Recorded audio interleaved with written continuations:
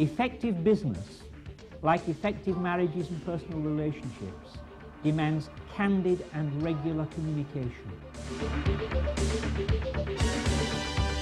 Let there be no doubt about it. Do not pay for attendance. Do not pay for effort. Pay for achievement.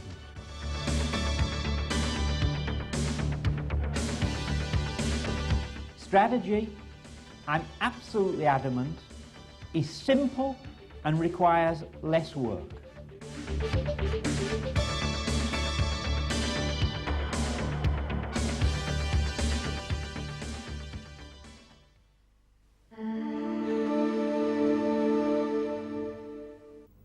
The essential ingredients of a common sense approach to business strategy are: firstly, don't confuse work and achievement. Many executives do. Some of them will happily spend 90% of their working time achieving only 10% of the results they're capable of achieving. Worse still, some don't even find the time to do those things which are vitally important for their future success and things which they'll freely admit are important too. So the message is quite clear and simple.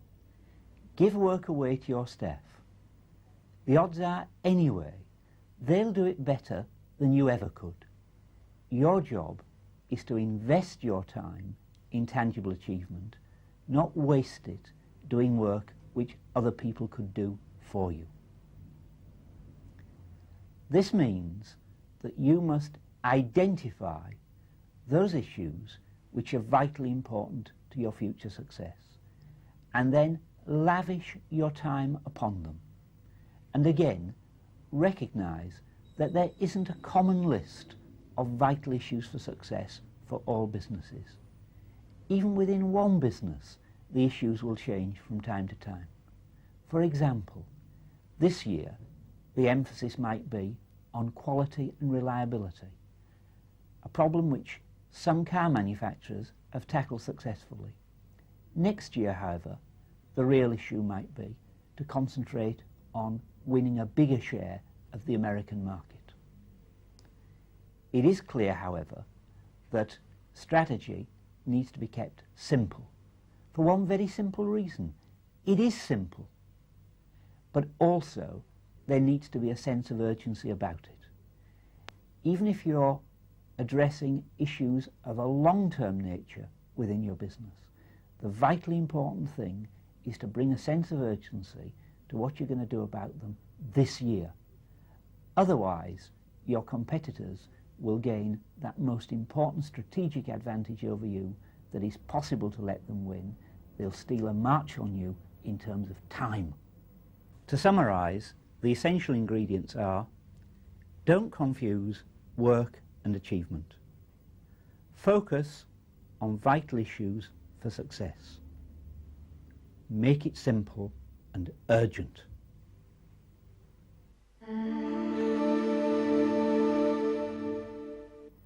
The foundation of a business strategy needs to be a carefully chosen market strategy. Your job is to select those markets and territories of the world which offer you attractive prospects for future profitable growth.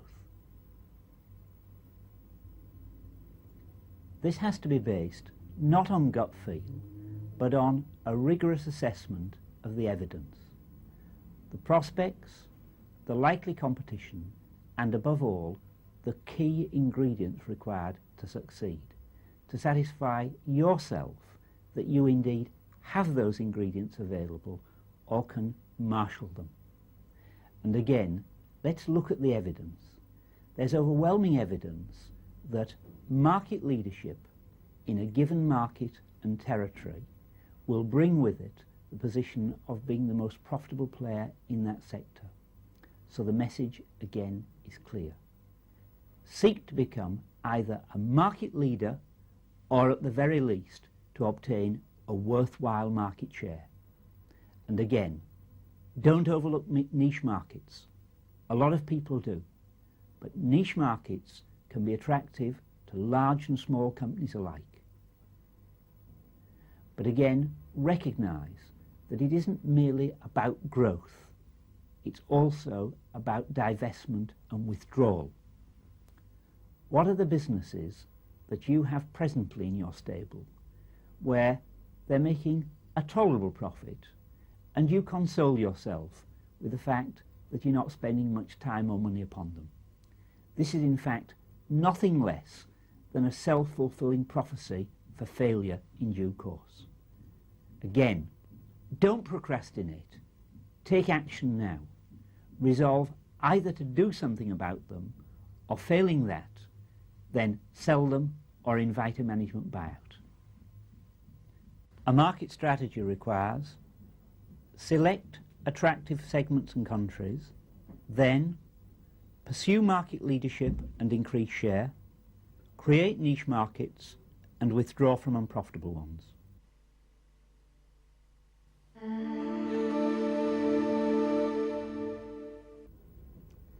Familiarity with your business may breed complacency rather than contempt, and you can't afford to let it happen to you and your business. What you need to do is to dispassionately and critically evaluate your existing business before you build your plans for future success. In particular, there are various aspects of your business to be assessed. Firstly, the vital issue of customer service. How well do you compare with your competitors in terms of quality, service and value for money? And what about your marketing and public relations? How effectively do you communicate with your customers, prospective customers, shareholders and staff alike? And how about technology and innovation? What tangible progress have you made in recent years? Next, the vexed question of design. Do you regard it as an unwanted cost or as a positive investment in future profit? I suggest to you that it is and should be the latter. It's a question of getting your priorities right. And let's not forget too, the burden on the business of your head office. Is the value that your head office staff contribute to the group commensurate with the cost of the head office? These are questions which need assessing and answering now. To assess your business performance, the key aspects are customer service, marketing and public relations, technology and innovation, design, and the cost and added value of head office.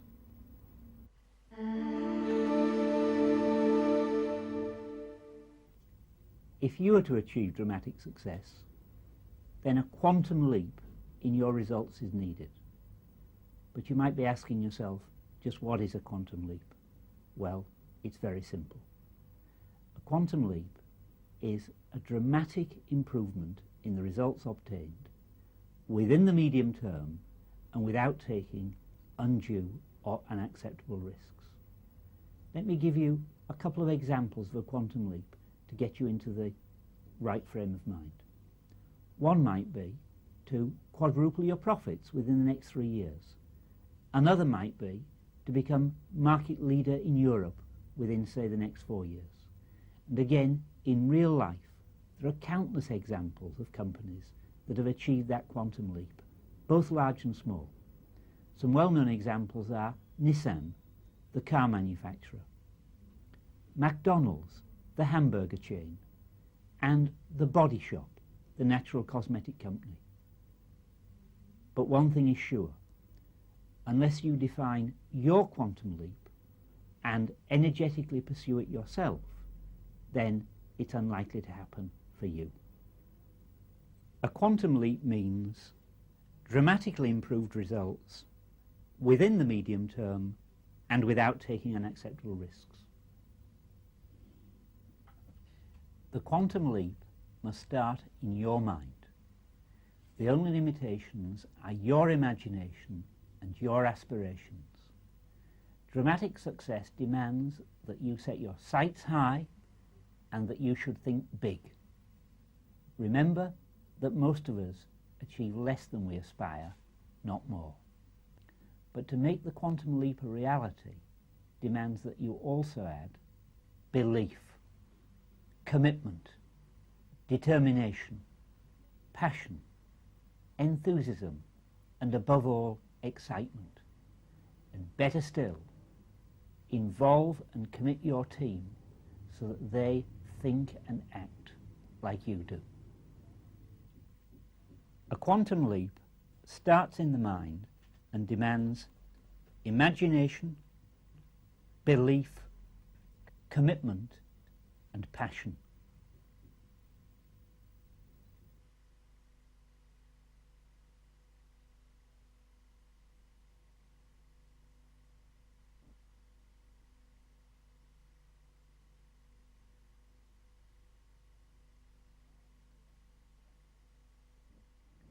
Now let's hear from Frank Walker, Managing Director of the Gitton Group, based in Jersey.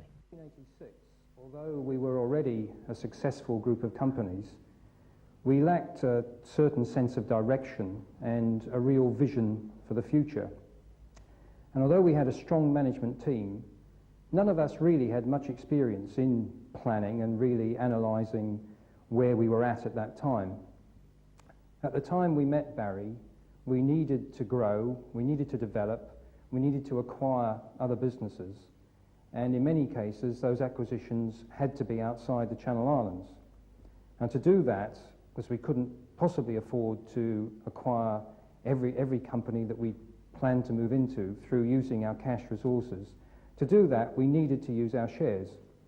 But at that time our shares were quoted locally at a very low rate indeed, which significantly undervalued the company, which meant, for obvious reasons, we couldn't use our shares for the planned purpose. So we went to merchant bankers, and the advice we received, unanimous as I recall, was that we should float the company on the USM. But that really didn't suit us because there are unique difficulties for a Channel Island company to float on the USM. So we turned to Barrie for advice, and in one meeting he transformed the situation and came up with this quite brilliant plan for us to achieve our objectives. In addition to that, you can't make too much happen unless you've got the right people. And the employment climate in Jersey is tough. There's tremendous competition for good executives, no unemployment at all. So you have to work very hard indeed to keep good people. And working with Barrie, we came up with two fabulous schemes. We came up with a share option scheme and earnings per share related profit share scheme. And they've both been very, very successful indeed. It's early days, but so far they've been very successful, and we haven't lost a single executive that we didn't want to lose. Now, I don't think there's any other company in Jersey who can say that. And it's working, obviously, you can gather, extremely well for us. So today, the Gitton Group is in a stronger position than it's ever been. Profits are growing fast. We've got a very clear vision for the future, a very detailed plan for the future, and we've got the team to make it happen. And much of that is thanks to Barrie Pearson.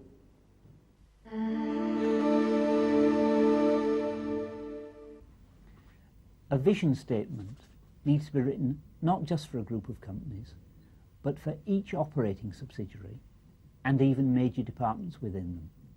But equally, private companies, the public sector, and professional partnerships need a written vision statement just as much as any other organisation.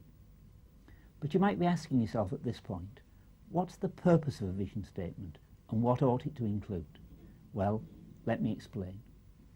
The idea of a vision statement is to rehearse success, to describe the business in words when the quantum leap has already been achieved.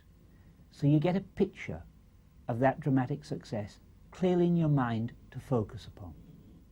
As far as what the vision statement includes, well, it needs to set out the market segments and territories you'll concentrate on, as we've already discussed, and the important policies, philosophies and values that are the cornerstone of your strategy. When it comes to writing your vision statement, brevity is an essential virtue, because you need to write your vision statement on one side of paper so that you and every one of your executives can carry it around with them and refer to it regularly, so they never lose sight of the dramatic success that together you'll achieve. Create a vision statement for each separate business, written on one side of paper, to help achieve your quantum leap.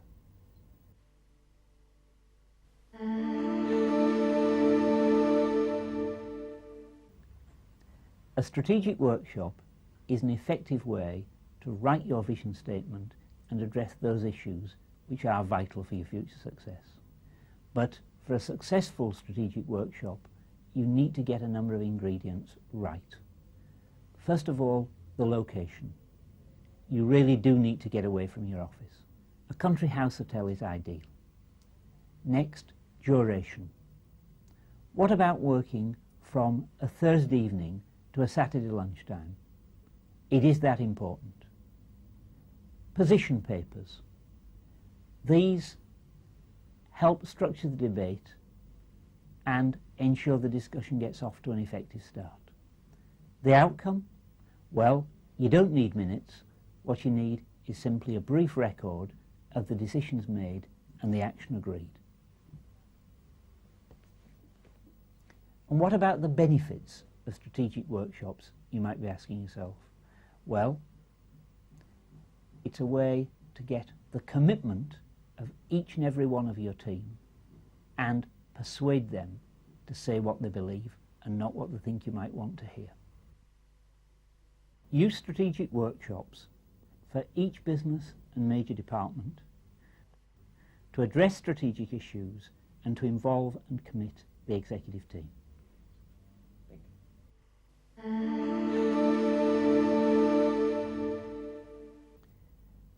An effective organisational structure is something that occasionally gets overlooked, and it really is a matter of strategic importance. Your organisational structure needs to be designed expressly to accelerate and enhance the achievement of the vision. So what does this mean in terms of the essentials for effective organisation? First of all, separate and autonomous strategic business units need to be created, each of them with sufficient resources to succeed in their own right. Next, the question of head office. As we've discussed already, keep it small and keep the cost compatible with the value added to the operating subsidiaries. Organisational levels too ought to be kept to a minimum to make communication between the top and bottom of any organisation as easy as possible. But again, whilst it's accepted that piecemeal and ad hoc changes to organisation are a pragmatic necessity from time to time, you should equally recognise that, say, once every 3 years, you need to stand back and take a comprehensive look at just how effective your organisational structure is and how well it's designed to meet the future needs of your business. Create an effective organisation structure designed to achieve the vision with the smallest possible head office, separate strategic businesses, and the minimum organisational levels.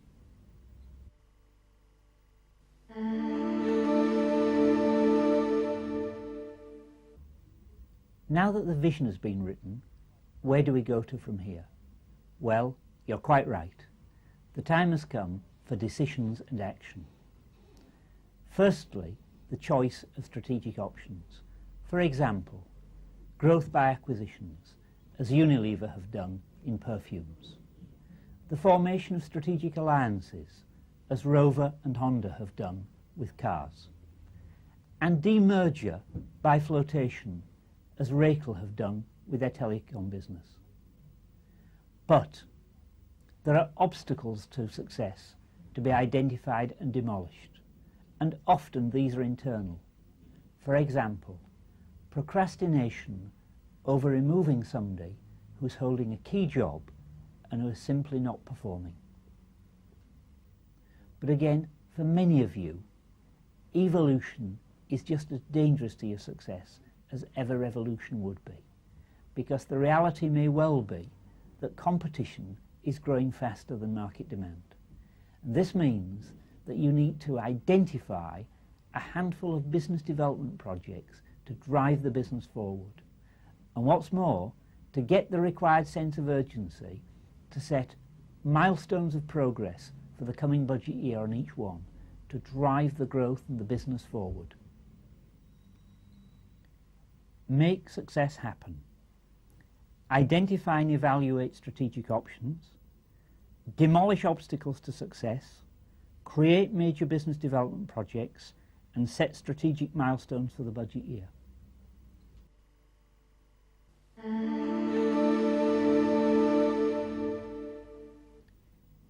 Turning around a loss-making company is not just a necessity, it's an urgent one. Procrastination is totally inappropriate. A recipe for more of the same must be firmly rejected. The harsh reality is this, that it's almost certain that a newly appointed managing director will be needed to put things right. And better still, support that person with a tough-minded finance director, because what is needed is rigorous financial analysis, control and planning.